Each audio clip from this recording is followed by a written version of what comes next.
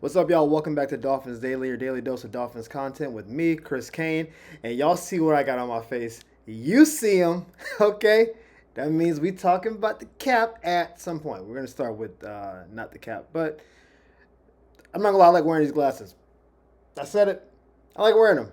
All right, fair enough. No numbers, just glasses. Um, so I'm gonna start with a very obscure stat. So they do a ranking for tackling percentage in the NFL. Basically, it's the amount of tackles that you should make. So when you see guys like Derrick Henry and Saquon have like a 30% tackle broken percentage, it's basically not that you just break a tackle like an arm tackle, is when someone should tackle you, have you in good form, ideally 1-on-1 or near the line of scrimmage. And when you miss those tackles, they tabulate all this stuff. I had no idea about this stat until it came up today because it is not a good stat for the Miami Dolphins. I only found out about it because it wasn't a good stat. The Dolphins finished in the bottom five of tackling percentage this year, which is weird because the defense overall is very solid. So the defense didn't give up a lot of points, but what they didn't do was get off the field at the percentage they should have because of missed tackles. So what would have been maybe a 3-yard completion becomes like a 7-yard completion, and then drives continue to go. I think that contributed to why the Dolphins didn't score as many points this year, is because we were on defense a lot longer than we should have been. But the defense was really good in the red zone and would just buck up and not give up any points.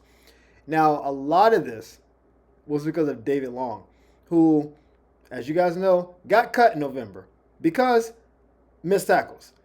He accounted for, during his time of playing, he missed tackles on like 68% of the occasions, which is an unreasonable number of missed tackles for a linebacker. That means basically he just run up to people like, you just don't make the tackle. Um, Usually when I've seen missed tackles, and as someone who used to tackle people themselves, it's usually like you getting your head down. So you're coming in for the tackle and you kind of bury your head. And when you bury your head, you don't see the target. And when you don't see the target, people can stiff arm you, they can like weave you, whatever. When you see the target, put the shoulder across and wrap up, you're most likely going to be in at least solid tackling position.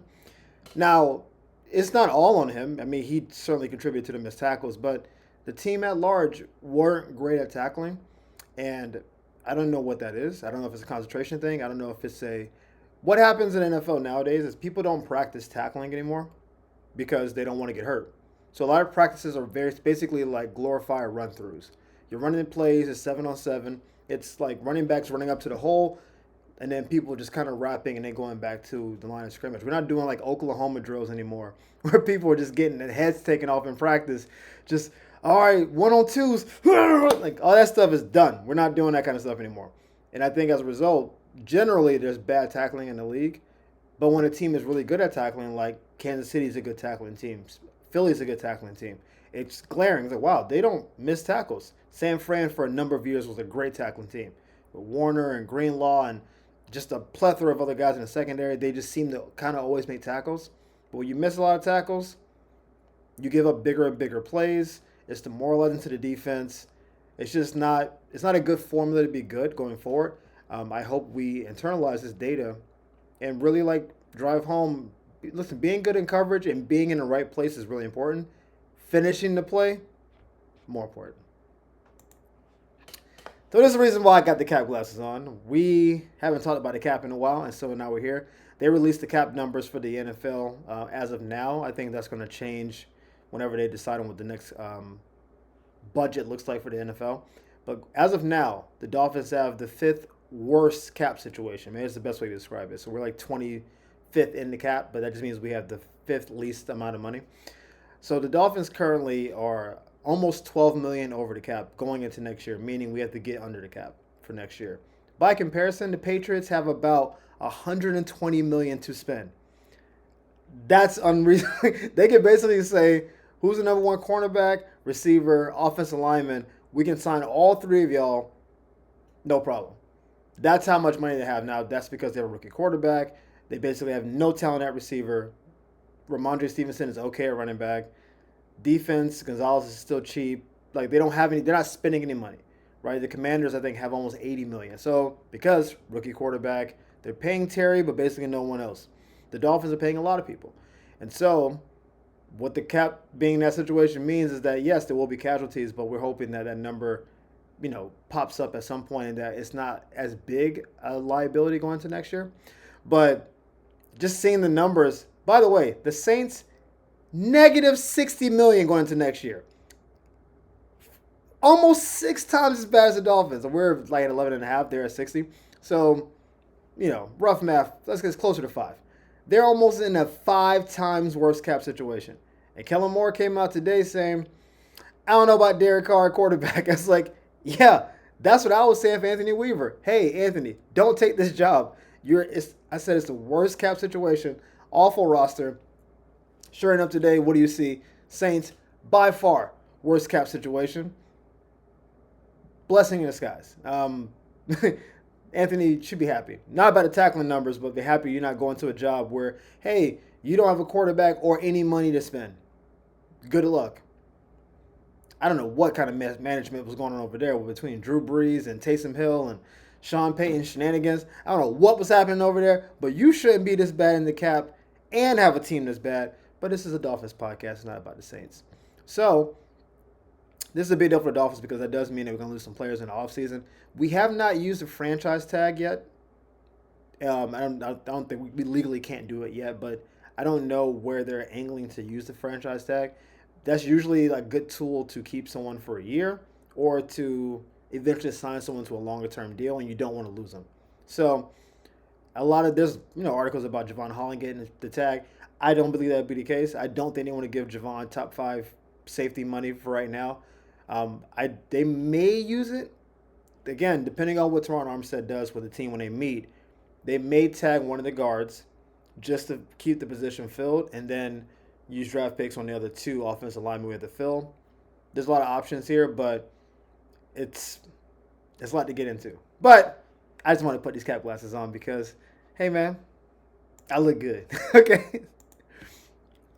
I'll take them off. So they also do a top 100 plays of every year, right? So usually like plays like Odell Beckham catch or, a Beastquake type run. And this year, the number 1 play was obviously Saquon Barkley sidestepping, spin moving, backwards jumping over a line. Like that's just what other play could have been number 1, right? Easily the best play of the year. One of the wildest plays I've ever seen in my life. The Dolphins had 1 play in the top 100 all year. Seems kind of crazy given what we have on offense. And that 1 play was like number 68, I believe. And it was Devon Achane's run against San Francisco where he broke outside and ran for 50 yards for a touchdown. That basically sealed that game. Good play. I mean, it's one of the better plays of Devon's career. I don't know if it was the 68th best player of the year, but to be fair, that's a lot of plays. But that's the only play all year that made the top 100 for the Dolphins, which goes to show the lack of explosiveness for the team, right? We didn't have any of those Mostert long runs. We really did. I think Tyreek in the first game looked like Tyreek post the fake arrest or whatever. So maybe one of his long bombs could have been a top play, but there wasn't a lot from Waddle. Tua was hurt. Even defensively, we didn't have any crazy plays. And it kind of goes to show what the 8 and 9 was. The season was very flat. There were very few explosive plays. A lot of 7-8 yard plays, a lot of Jonnu Smith breaking 3 or 4 tackles for a few extra yards. It wasn't a lot of whoa, did you see that Dolphins play? And if you went the year before that, I didn't see the metrics for the year before that. I would assume the Dolphins had at least 5 plays in the top 100, just because that's the kind of offense we had before, right? It may have been a Tua reverse flip that went for a 40-yard touchdown, all those kind of plays that just look cool. And so this is not really an important stat. This is more just style points. Sometimes it's long runs. Sometimes it's a wide receiver mossing somebody. Sometimes a quarterback like Lamar when he stiff arm. I think it was Hubbard for Cincinnati and threw a touchdown right afterwards. It's all right, that's a top play. We don't get those plays because we don't want Tua doing any of that stuff. If I see Tua even trying to be like Lamar, stiff arming people, backing up, get down, I don't want to see it. If you see a DN coming free, take a nap. Don't you dare think, I'm just going to out-muscle this dude and keep making plays. Get down. But that's the goal is next year to be a little bit more explosive. I think now adding Slowick to the offensive passing game coordination, I think we should see some more inventive and kind of fun plays. And we're hoping that we get a couple more on our list next year. I don't like one. Like I feel like teams like the Raiders can get one, and the Raiders are an awful team. So let's do better for next year. But before we go, I want to tell everyone out there, thank you for rocking with us on Dolphins Daily. Today is actually my birthday, and you guys have given me so much of your time over this first month with viewerships and tweets and comments and all that good stuff that I thought, what a better time, what a better opportunity to spend some of my time by giving it back to you. Wouldn't want to be anywhere else. I really believe in what we're doing here. So thank you for allowing me to do this. Thank you for building the channel. We really appreciate y'all. And we'll see you next time on Dolphins Daily. Peace.